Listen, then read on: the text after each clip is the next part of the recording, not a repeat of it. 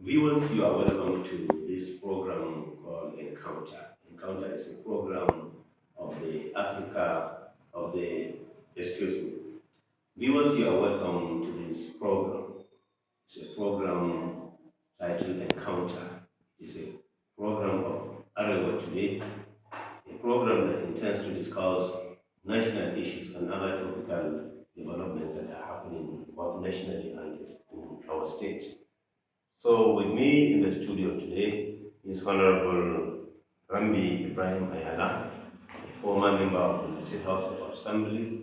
He was also a minority leader, but now he is the chairman of the NNPP in Gombe State. Sir, you are welcome to the program. Thank you very much. Sir, we shall start by first looking, before we go deeply into issues about your party, we are going to look at the fact that the present administration under President Bola Tinubu has recorded 100 days in office. So, what is your view as the state chairman of the New Nigerian People's Party, NNPP? How do you rate their performance in the last 100 days in office? Well, we at the New Nigerian People's Party, we believe that time for politicking is over. It is now time for governance. And of course, we have also pledged goodwill, hoping that the present administration will take Nigeria and Nigerians out of the woods. There is no gainsaying the fact that we are having some difficult time, we are passing through difficult time as people in the country. But some of the situations we found ourselves in today is not the making of the government. I've always said, and I'm not advocating for the APC government, but I'm simply stating the fact that look at the issue of the fuel subsidy. Subsidy has been removed, not that the present administration removed it. So the impact of the removal of subsidy is what is hitting us hard. In the last 100 days in office, one would only say, well, the government is trying to grappling with finding its feet as far as the economy is concerned. And then for us, we're praying for the leadership. We are hoping that leadership will take Nigeria to the desired destination in terms of economic prosperity, in terms of stability in the polity, and all that as citizens. So for me, the last 100 days in office, if you ask the average man on the streets, it's 100 days of groaning under the removal of fuel subsidy. So yes, you also talk about that the new government of President Bola Tinubu is not the one that removed the subsidy, but people try to look at them together because it was the same APC government that he was a major stakeholder that brought this difficult situation that Nigerians are said to be faced with. So do you think President Bola Tinubu should not be part of the blame in the current situation? Well, as Nigerians, we also step out to provide so that we provide solutions to the challenges. But at this moment, Nigerians elected to continue with the situation that they've been in. And again, we also do know that whether it was APC, PDP, Labour Party, and indeed the NLPP, the campaign trust, everybody knows that the subsidy in Nigeria was not tenable. It cannot continue to carry it through longer. Maybe the challenges that we're having now, in my view, the NNPP government would have done it, handled it probably differently in terms of maybe providing so confess. The questioning the effects of what will happen before the actual removal. But now, where we are today, I am speaking as a concerned citizen and somebody who has no any other country but Nigeria. We continue to speak, pray, wish the government well so that the economy will be stable. Okay. Yes, what had happened in the past, we should not be lamenting over that which has come and gone. Yes. But rather, moving forward, how do we intend or what would the government do for us? If I may add, the government has doled out 50 billion or 5 billion each to each state. Yes. I would only wish, if I were to comment for Gombe State, I would wish that the measure that the state government will take will be one that the average man on the street, not just a member of APC. I mean, there is this great misunderstanding that well, now he is the governor, they are the leadership. They should not be partisan. The challenge that we're having today does not know party, political party, does not tribe, does not religion, and so leaders should do the needful. Okay, okay, sir. Okay, our having said that, in a better position to tell Nigerians and our viewers as well what is actually happening. Well, NNPP is a party that has been in limbo in the last 21 years. I mean, the party has been registered and kept in the cooler, not until the party leader, His Excellency Senator Dr. Rabi Musa Konkoso, stepped into the party, gave it the party the life that we are having today, gave it the value, gave it the efficacy that we've seen, and how so that the party played that critical role that it played in the last election. And coming to Gombe State, nobody knows what NNPP or a party called NNPP, or until the right honorable Kamiso Ahmed take his step into the fray, and then he also gave this party, he became the life wire of the party. He made champion because of the party and all that. Coming back to your question, I think a bunch of maybe a minute number of some daydreamers congregated themselves somewhere in an obscure place, and they say, oh, issued a press statement that they have suspended the party leader, distinguished Senator Rabi Musa Konkoso. I mean, as a student of politics in this country, and if you cast your mind back 30 years back, the name Dr. Rabi Musa Konkoso, he has made himself to be a brand in Nigerian politics. He's somebody that you will know by his track record. I mean, he's too big a person for anybody to just say, oh, I'll wake up one day and say you have suspended him.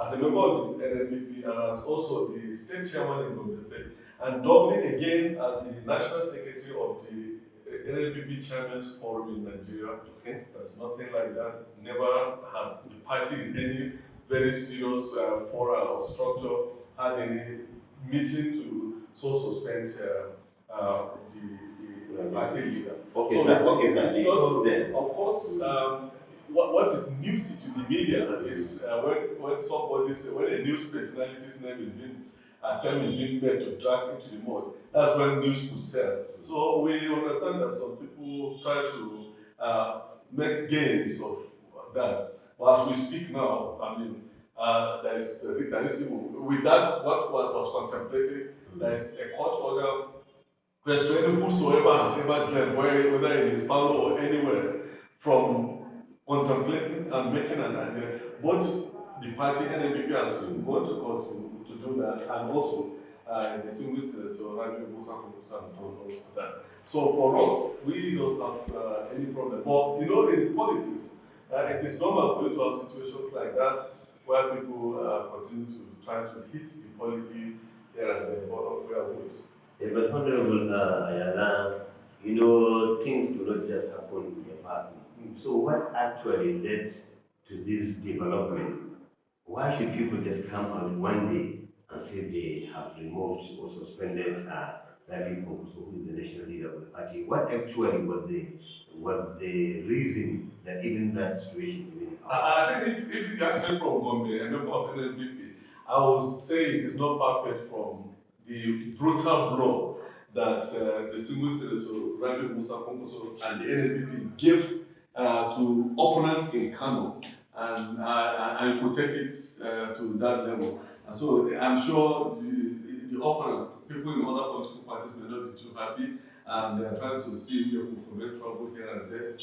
For us, we believe that this is something that is purely being sponsored outside the NNPP by some forces who probably have seen distinguished Senator Rabi Musa Konkoso as a political threat. Indeed, he is a political threat. Given what the achievement that the NNPP made in the last general election, this is one man that came within a short period of time, and he was able to galvanize people across the country, and he came out as a presidential candidate. We've seen how well he has performed, and taking it back to Kano's politics, Kano State, we know Kano State as we speak, in a manner of speaking, Kano State is like more than maybe the size of Gombe State, maybe about 4 or 5 times of Gombe State.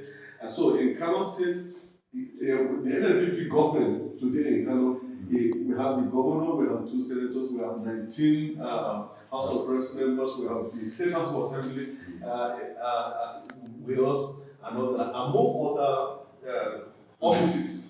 So, and when we had our last next meeting of the NNPP in Abuja, the who is who in NNPP, those who have been elected were there at the next meeting. So, okay, Honorable, before our time is running out, but before then, I would like you to look at the issue of Gombe State, in particular, where the NNPP gubernatorial candidate also made an impressive appearance in the first place.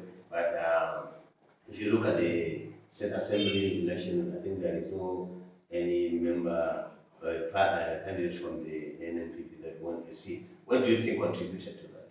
Well, a number of factors contributed to it. In my view, the opposition, I mean, there were all kinds of blackmail. We put in a very wonderful show. I mean, just a day or two before election, you could see court orders being circulated all over the place that our candidate has been disqualified from the race. Among other cheap blackmail, we will also hear the APC will say, oh, this candidate of NNPP, we are working for the PDP. The PDP will say, oh, we are working for the NPC. And there was also a report which came out that at the 9 minutes or a few days to election, the NNPP gubernatorial candidate Kami Sumaila Turki was seen with the APC, and maybe that rumor emanated from that. I think that anything that will be factual, I think it's the journalist that will mirror that. I mean, there was nothing whatsoever that happened in that manner, or whether people just imagine, like I said, these are some of the part of the deadly rumors that we heard all over the place.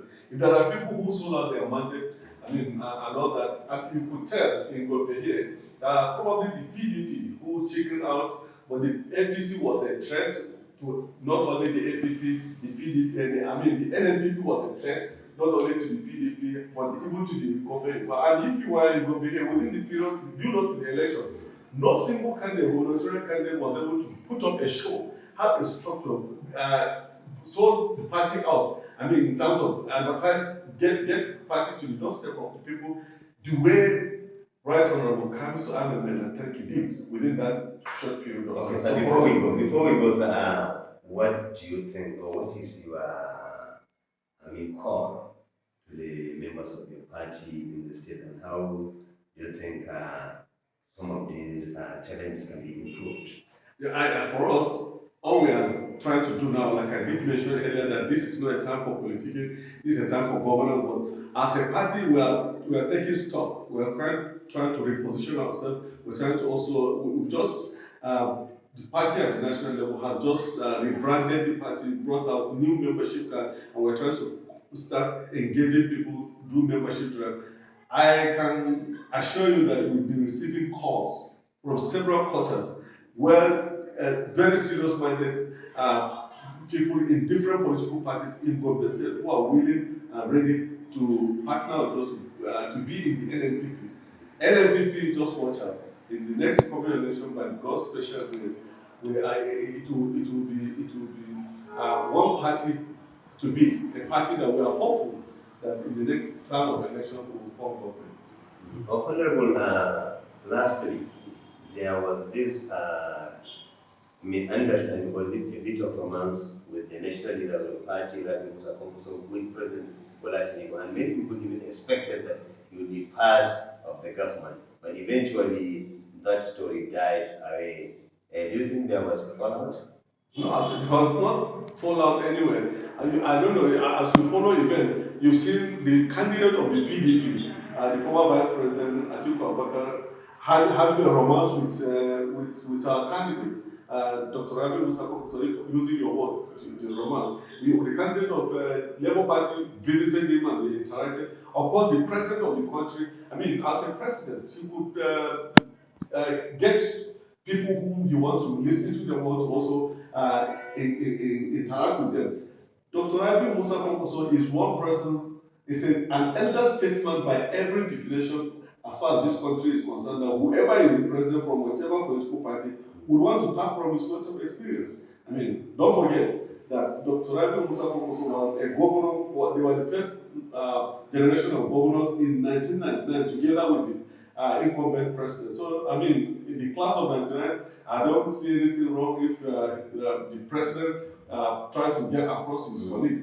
But I don't think that there was any, I mean, there was some speculation that he probably would be appointed as a minister or so. He has never gone to ask, to my knowledge, gone to ask anybody that he wants to be a minister. What ministerial portfolio, for heaven's sake, would you want to give distinguished to Rabi Musa Kwankwaso, who has been minister long ago and a minister of defense at that time for that matter, who has been a deputy speaker of the National Assembly, the House of Representatives, I mean, far back, some 30 years back, who has been a two-time senator, who has been a governor of a state, and who has also put on a very wonderful show in the 2023 election. Okay, Honorable, I think this is where we'll put a stop to this program. We hope maybe we'll meet another time and continue. Our viewers, that is all we have for you in this encounter with Honorable Rambi Ibrahim Ayala, the State Chairman of the NNPP. So maybe next time when we have you, we will discuss more on this issue. Thank you very much for participating. I appreciate it.